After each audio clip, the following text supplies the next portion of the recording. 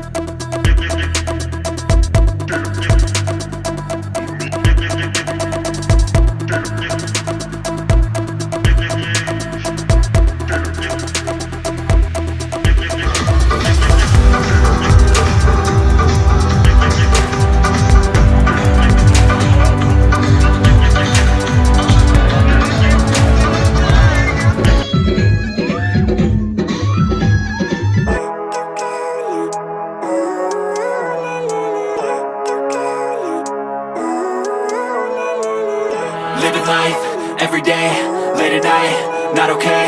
All I want, and I pray, all I need are some better days. Fuck me, I'm looking in the mirror, so foggy, but I've never seen clearer.